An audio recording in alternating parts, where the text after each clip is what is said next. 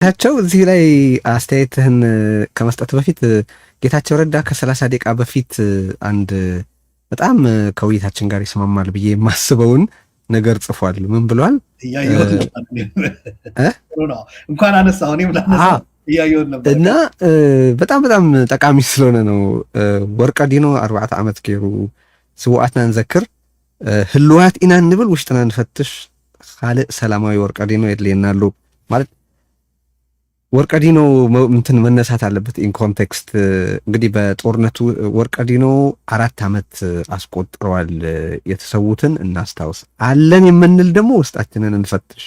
ሌላ ሰላማዊ ወርቀዲኖ አስፈልጎናል ነው እንደው ግርድፉ ተርጉመው ስንልና ወርቀዲኖ በትግራይ የህልውና ትግል ውስጥ ተርኒንግ ፖይንት ሊባል የሚችል ጊዜ ነው። የመጨረሻውም የመከራ ጫፍ የመጨረሻው ማለት እንኳ ቢከብድ ግን በጣም ከባድ ጨለማም የነበረበት ምክንያቱም በአጠቃላይ ኦልሞስት እጅግ የሚበዛው ሊደርሺፕ ወታደራዊና ፖለቲካዊ አመራር አንድ ቦታ ተሰብስቦ ወደ ሌላ ቦታ ሲንቀሳቀስ በነበረበት ወቅት ፍጹም ሊባል በሚችል ደረጃ ከበባ ውስጥ ገብቶ የነበረበት ነገር ግን በቲዲኤፍ ፍልሚያ ነፃ የወጣበት እነ ጀነራል አሰርተ ኢስራ የተሰዉበት ታሪካዊ የሆነ የትግሉ አንድ ወሳኝ ተርኒንግ ፖይንት የሚባል ፍልሚያ ነው። ይህንን ተረድተን ምንድነው ጌታቸው ረዳ እያለ ያለው አሁን ወርቀዲኖ 4 ዓመት አስቆጥሯል። የተሰዉትን እናስታውሳለን። ከዛ ህልዋት ኢና ንብል ማለት አለን የምንል በአካል መንቀሳቀስ የተሟላ የመኖር ማረጋገጫ አይደለም ነው እያለ ኑሮም የሌለ አለ ማለት ህይወት የለውጥ የሐሳብ የመለወጥ የማደግ የመሻሻል ሂደት ነው።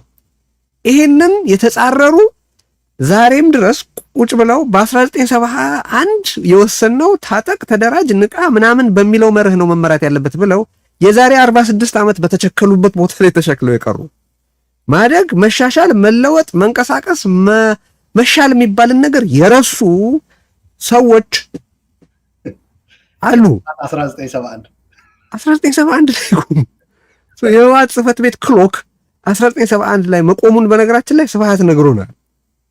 ደብረጽዮን በለው ምናምን የሚጽፉት በቃ እሱ ነው። አሁን የነሱ ጉሩ ስብሃት ነው። ጌታቸው ዲፋይን ሲያደርግ እኔ እንደተረዳሁት ነው እየተናገርኩ ያለሁት ወጥቶ በመገናኛ ብዙሃን መግለጫ መስጠት ብቻውን የመኖር የተሟላ መረጋገጫ አይደለም እያለ ነው። ምክንያቱም አለን የምንል ውስጣችንን እንፈትሽ ብሏል። መኖርን ውስጥን ፈትሾ ዘመንን የሚዋጅ አቋም ከመያዝ ከመሻሻል ጋር አስተሳስሮ ስላቀረበው ከዛ ሰላማዊ ወርቀዲኖ አስፈልጎናል በትግራይ ላይ ማለት ምንድን ነው? ያለንበት ከባድ ጨለማ ነው። ከዛ ለመውጣት ልክ ያ ወታደራዊ ድል የትግራይን የህልውና ትግል እንዳይመለስ አድርጎ የህወሓት አመራር እስኪያባክነው ድረስ ማለት እንዳይመለስ አድርጎ ወደ አዎንታዊ ገጽ የመለወጥ መታጠፊያ እንደሆነ ሁሉ ሰላማዊ የሆነ የትግራይ ፖለቲካ ወደኋላ ወደማይመለስበት ደረጃ የለውጥ ሂደቱ ውስጥ እንዲገባ ማስፈንጠር ያስፈልጋል የሚል መልእክት እያሻገረ ነው። ሰላማዊ አብዮት እየጠራ ነው ብዬ ነው ማስበው ነው ጌታቸው። ኤኒዌይስ ቀጥል ጌታቸው። በሚገባ ነው የገለጽከው። እኔም እንደዛ አስቤ አይቼው ልናገር ፈልጌ ነበረ። ያው ብለዋል። አመሰግናለሁ። አንድ በጣም ትልቅ መሳሪያቸውና እየጎለበተ እየመጣ ያለ የሚመስለኝ ግን መቀልበስ ይችላል ብዬ የማስበው ፍርሃት ማንገስ ነው። ፍርሃቱ ደግሞ ያው ይሄ ምንድነው የቆሰለ አደን ላይ ምናምን የተሰማሩ ሰዎች የሚነግሩት ምንድነው ሲያድኑ ኦፍ ኮርስ ለራሳቸው ሴፍቲ ይጠነቀቃሉ እና ያልቆሰለውና የቆሰለው አውሬ የሚለው ማለት አውሬ ስለሆነ ነው እንጂ እኔ ያን ተርም ለሰው ልጠቀምበት አይደለም በነገራችን ላይ እና በጣም የበለጠ አደገኛ ነው ይላሉ። እና አሁን በዚህ በፖለቲካ ፍትጊያ ውስጥ የቆሰለ አለ እና ቆስሎ ያንን መልሶ ቅድም እንዳልከው እኔም የሚገባኝ እንደዛ ነው። መጀመሪያ በጣም አፈግፍጎ ነበረ። ሰራዊቱም ሁለቱን እኛ የዚህነን የዚህነ አንልም። ታደሰ ወረደ እኮ ይል ነበረ። በቃ እንዲያም ሁለት የህወሓት ቡድኖች አሉ እያለ ነበር የሚጠራው። ያ ተቀለበሰ ጥር 15። ከዛ ወደ መከላከል ሄዱ። ከዛ ወደ ማጥቃት ያው እንደተባለው ሄዱ። እነዚህ ማጥቃት ላይ ፍርሃት ነው እያነገሱ ያሉት። እነዚህ ፍርሃት ላይ ግን ሁለት አካላት አሉ። እነሱ ሆን ብለው ዲዛይን አድርገው፣ በነገራችን ላይ ሴንትራላይዝድ የሆነ ነው። ከጽህፈት ቤቱ በደንብ ይወጣል። ከመፈክሩ ጀምሮ ከአሰላለፉ ምን እንደሚባል በሙሉ እስከታች ይወርዳል። በቃ ይከፋፈላል። ማዘዣ ጣቢያ አለው እና እነሱ እንዳለ ሆነው ግን ጌታቸው ደግሞ በሚያደርገውና በማያደርገው ደግሞ የዚህ ፍርሃት ማንገስ አካል ሆኗል። አንድ አሁን ሪዮት እስኪመጣ ድረስ እኮ ራሱ ምን እንዳለ ጌታቸው ምን ላይ እንዳለ እኮ አይታወቅም ነበረ፣ ሪዮት መጥቶ እስኪናገር ድረስ ማለት ነው። ስለዚህ አንዱ ትልቁ ከዚህ ከወርቀ ዲኖ ጋር ማያያዝ የምፈልገው ለምንድን ነው እንደዛ የተሳካላቸው ወርቀ ዲኖ ላይ ስትል፣ አንዱ በቃ የዓላማው ምን እንዳለ ሆኖ ሁለት ነገር አውቀዋል። አንድ ጨለማውን አውቀዋል። በቃ ከዚህ ጨለማ ለመውጣት ደግሞ መፍራት ሳይሆን ፍርሃት የሚባል በቃ ስሌት ውስጥ የለም ለነሱ። የመስዋዕት የከፈሉትም የቆሰሉትም በቃ በህይወት የተረፉትም ፍርሃት በቃ አጠገባቸው አልነበረም። ቢፈሩ ኑሮ ያው የሚሆነው ይታወቃል። ስለዚህ እኔ ወርቀ ዲኖ ብሎ ጌታቸው የለጠፈውን ሳይ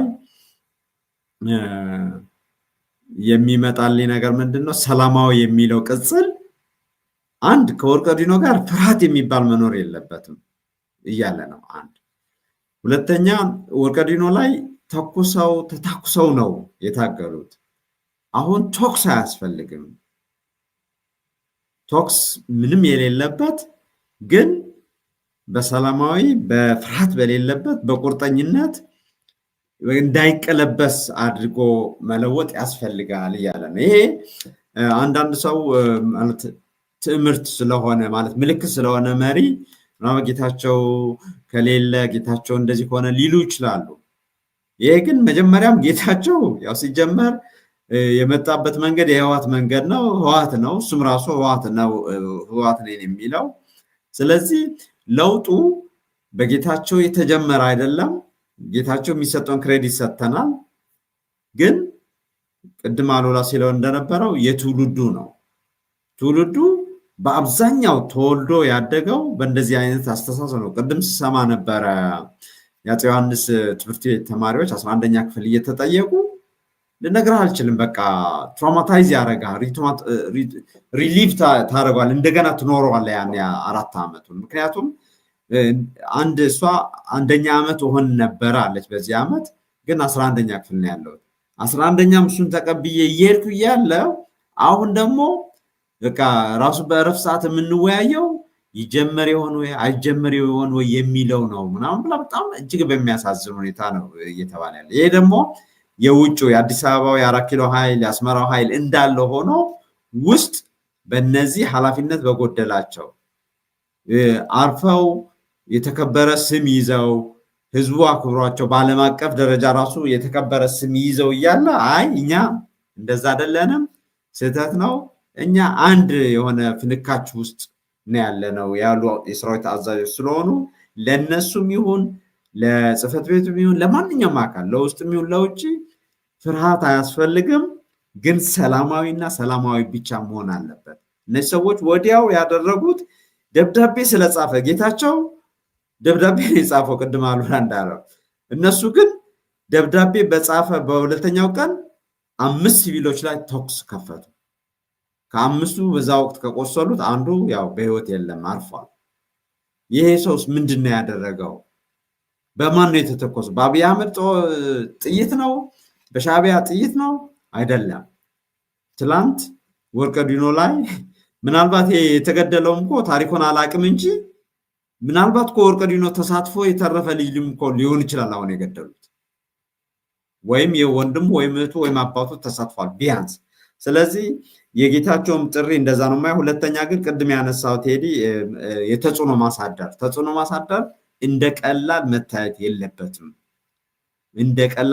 የለበትም። በፌስቡክ አካውንት ካላቸው በፌስቡክም በትዊተርም ታግ እያደረጋችሁ ብዙ ሰው ታግ እያደረጋቸው ማስጨነቅ መቻል አለበት። በስልክ ቴዲ ያለው እንደሆነ እንዳለው ሆኖ ማለት ነው። ይሄ ተጽዕኖ ደግሞ ጌታቸውና መስተዳድሩም ላይ መደረግ አለበት። በተለይ ሚዲያን ከመጠቀም አንፃር ቶሎ እየወጣ ለግምት ወይም ለምናብ መጥቶ የለበትም። እያንዳንዱ ቀን፣ እያንዳንዱ ሰዓት፣ እያንዳንዱ ሰከንድ የውስጥም የውጭም ተባባሪዎች ተገኝተው ህዝቡን እያስጨነቁ ባሉበት ሰዓት የሁኔታዎች የት እንዳሉ መናገር ወሳኝ ስለሆነ ጌታቸውንም በተጽዕኖ ማስጨነቅ ያስፈልጋል እላለሁ። አመሰግናለሁ። አሉላ የማጠቃለያ ሐሳብ ልስጥ። ቢካዝ የዚህ የሻዕቢያን ተማጽኖ ነገር መዝለል ሊኖርብን ነው።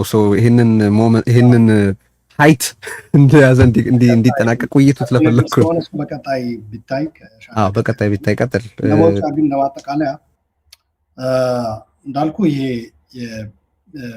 እንደ ብሔር በምልአተ ብሔሩን የማሰባሰብና የጋራ ዳስ የመገንባት በዛ ያንን መሰረት አድርጎ ደግሞ የጊዜያዊ አስተዳደሩ የማስተካከል በዚህ ድርሻ አለን የሚሉ በህጋዊ ዝም ብሎ እኛንን እኛ ስለሆን በሚል በኢንታይትልመንት ሳይሆን በህጋዊ መንገድ የሚሳተፉ አካላትም ክፍት ማድረግ ተገቢ ነው ብዬ አስባለሁ። ምክንያቱም አንዱ በዚህ በህጋዊ ማዕቀፉ ተሳታፊ የሆኑ አንዱን እንደ ስጋት የሚያይበት እንትን መፍጠርም ሌላ ችግር ስለሚወልድ ማለት ነው።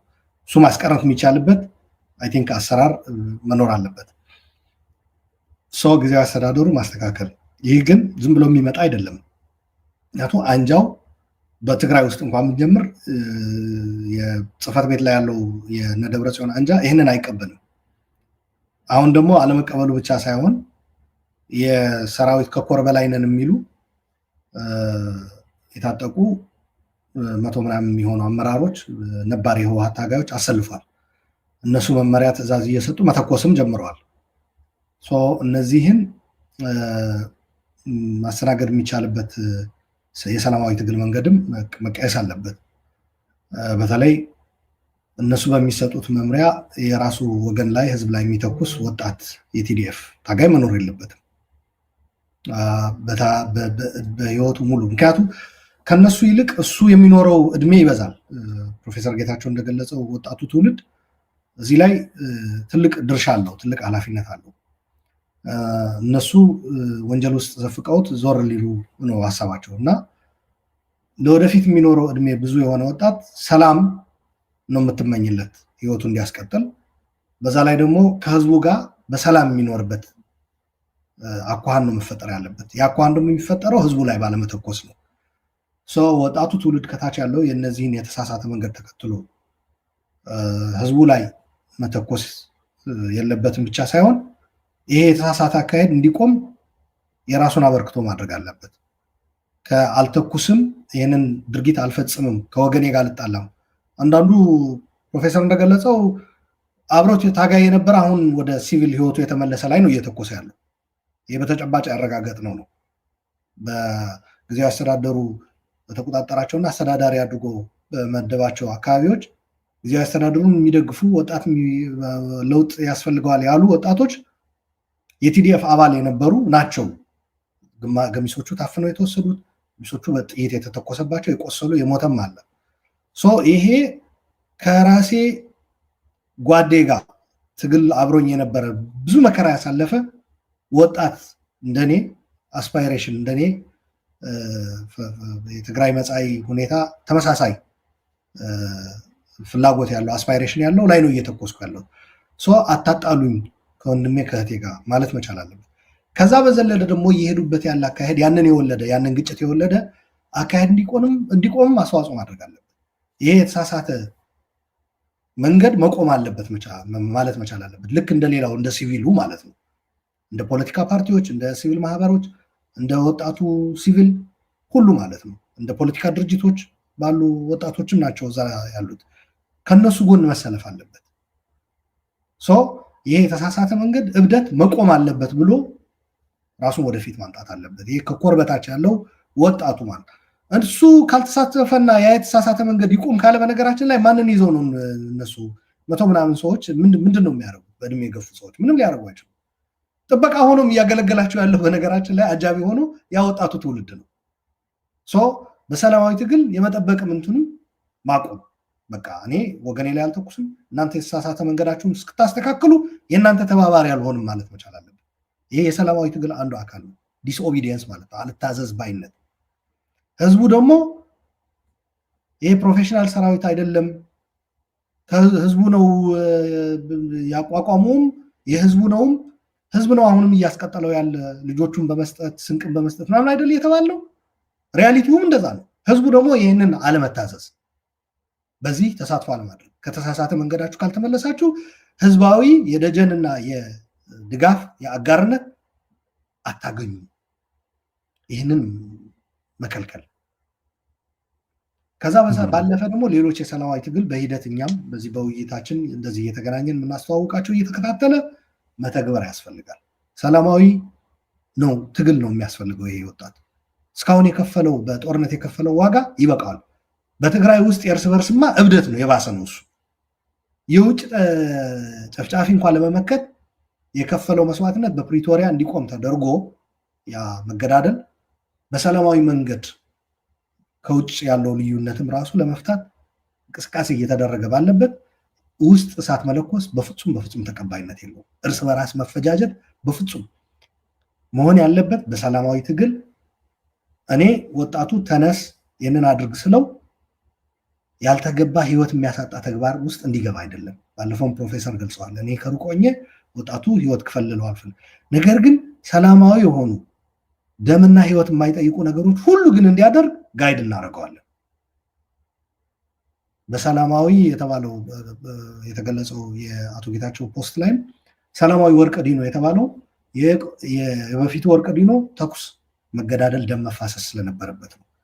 ያኔ ከዛ ውጭ ሌላ አማራጭ ስላልነበረ ነው። መድረኩ ያ ይጠይቅ ስለነበረ ነው። አሁን ያለው መድረክ ግን ብሔራዊ የትግራይ መሰባሰብ እንደ ብሔር ወደ አንድ ተሰባስቦ አቅምን አሰባስቦ ጊዜያዊ አስተዳደሩን የማስተካከልና አሁን የተደቀነብን የዚህ የኮር በላይና ከኮር በላይ ያሉ ሰዎችና ጽህፈት ቤቱ የደቀነብን ወደኋላ የመመለስ ሰዓቱን ወደኋላ አዙሮ እንደገና ወደ ወደቅንበት መንገድ በፊት የወደቅንበት አካሄድ እንገባለን የሚለው ነገር በሰላማዊ መንገድ ማስቆም ይቻላል ባይነኝ። ይሄ ተጠናክሮ መቀጠል አለበት።